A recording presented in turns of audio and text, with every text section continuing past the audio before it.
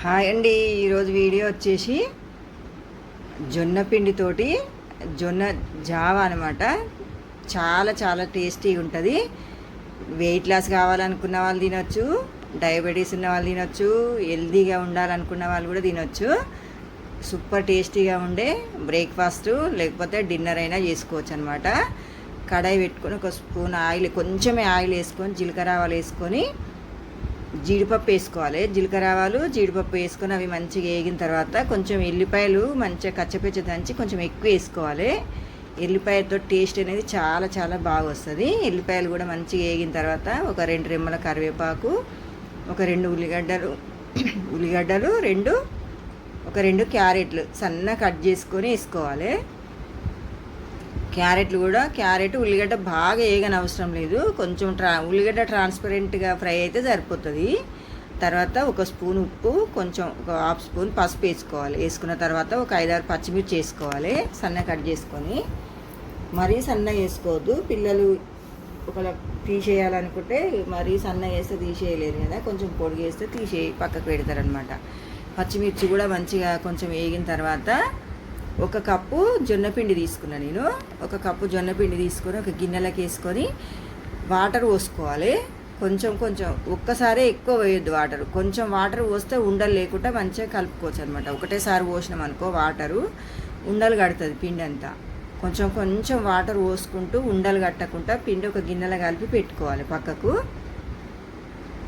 మనం పట్టే అన్నీ పోసుకోవాలి. కలిపేటప్పుడు ఒక 2 కప్పుల వాటర్ పోసిన నేను. ఒక కప్పు జొన్నపిండికి 2 కప్పుల వాటరు, పర్ఫెక్ట్ కొలతలతో చెప్తున్నా. 2 కప్పుల వాటర్ పోసి మంచిగా ఉండలు లేకుండా కలిపి పక్కకు పెట్టుకోవాలన్నమాట. మస్తు టేస్టీ ఉంటుంది, హెల్దీ కూడా, చాలా హెల్దీ అనమాట. ఇట్లా ఉండలు లేకుండా కలిపి ఇది పక్కకు పెట్టేసుకోవాలన్నమాట. మళ్ళీ పోసేటప్పుడు మళ్ళీ ఒకసారి కలుపుకుంటే సరిపోతుంది. తర్వాత మళ్ళీ ఒకసారి క్యారెట్ ఉల్లిగడ్డ ఒకసారి కలుపుకోవాలి. మరీ ఎక్కువ ఫ్రై కానీ అవసరం లేదు, కొంచెం ఫ్రై అయితే సరిపోతుంది. ఇప్పుడు వచ్చేసి వాటర్ పోసుకోవాలన్నమాట. ఒక కప్పు జొన్నపిండి కదా, టోటల్గా 8 కప్పుల వాటర్ పోసుకోవాలి. ఇంట్లో 6 కప్పులు పోసిన కదా నేను, కడాయిలో 6 కప్పులు పోసిన. కలిపేటప్పుడు 2 కప్పుల వాటరు, 8 కప్పులు. ఒక కప్పు జొన్నపిండికి 8 కప్పుల వాటర్ వేసుకొని ఇప్పుడు తగినంత ఉప్పు వేసుకోవాలి. ఒక 2 స్పూన్ల ఉప్పు వేసిన, చిన్న స్పూన్ తోటి 2 స్పూన్లు ఉప్పు వేసుకొని బాగా కలుపుకొని ఉప్పు టేస్ట్ చూసుకోవాలన్నమాట. సరిపోయిందనమాట.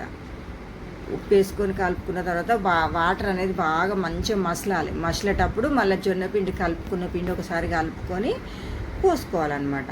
పోసి చిన్న మంట పెట్టుకోవాలి. ఇప్పుడు ఇక హై ఫ్లేమ్ పెట్టొద్దు, పెడితే మళ్ళీ ఉండలేం కట్టదు కానీ కొంచెం అటు ఇటు పొంగే ఛాన్స్ ఉంటుంది అన్నట్టు.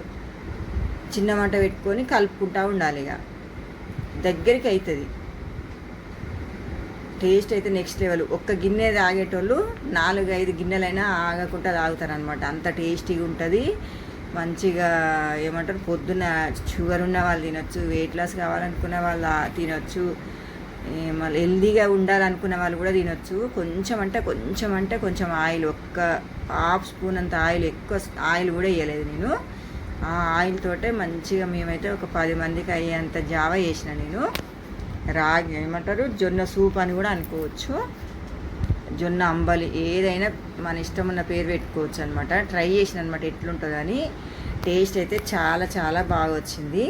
ఇగో ఇట్లా చిక్కగా ఇట్లా అవుతుంది అనమాట. జీడిపప్పులు మీకు కావాలంటే వేరే కూరగాయలు కూడా వేసుకోవచ్చు, ఆలుగడ్డ. మరి మా మామకు కొంచెం ఇక ఆలుగడ్డ కాళ్ళ నొప్పులు ఉన్నది అన్నట్టు నేను ఆలుగడ్డ వేయలేదు. మళ్ళీ పల్లీలు కూడా వేసుకోవచ్చు, ఇష్టం అది. ఇక నేనైతే ఒక జీడిపప్పులు వేసి చేసిన. ఇక అన్నీ వేస్తే మీరు ఇట్లా తినాలి ఇవన్నీ అని కొంచెం ఇక వంక పెట్టేటోళ్ళు కూడా ఉంటారు కదా ఇంట్లో. ఇక మా ఇంట్లో 10 మంది 10 రకాలు ఉండాలన్నమాట. అట్లుంటుంది మా ఇంట్లో. పిల్లలకైనా ఇక పెద్దోళ్ళు అయితే కొంచెం తింటారు కానీ పిల్లలు అన్ని వంకలు పెడతారనమాట. ఆ కన్సిస్టెన్సీ తోటి స్టవ్ ఆఫ్ చేసుకోవాలి. ఇక తర్వాత కొంచెం చల్లగా అయిన తర్వాత ఇక ఈ చిక్కగా అవుతుంది అనమాట. ఇప్పుడు ఇంత చిక్కగా ఉంది కదా, ఈ చల్లగా అయిపోయింది. ఇట్లుంటే మంచిగా టేస్ట్. కొంచెం మరీ చల్లగా కాకుండా కొంచెం వేడిగా ఉన్నప్పుడు తాగితేనే బాగుంటుంది అనమాట. మరీ చల్లగా అయినాక కూడా అంత బాగుండదు. ఇంకా తర్వాత ఇక గిన్నెలలోకి సర్వ్ చేసుకోవాలి. మంచిగా గిన్నెలలో పోసి పిల్లలకి ఇస్తే మా పిల్లలు అయితే మంచిగా ఉన్నదని తిన్నారు. ఒక్క గిన్నెతోటి ఆపకుండా 4-5 గిన్నెలైనా తినేంత టేస్ట్ ఉంది. చాలా చాలా బాగా వచ్చిందండి. ఒకసారి ట్రై చేయండి ఇట్లా. వీడియో కనుక నచ్చినట్టయితే లైక్ చేయండి, షేర్ చేయండి, సబ్స్క్రైబ్ చేయండి.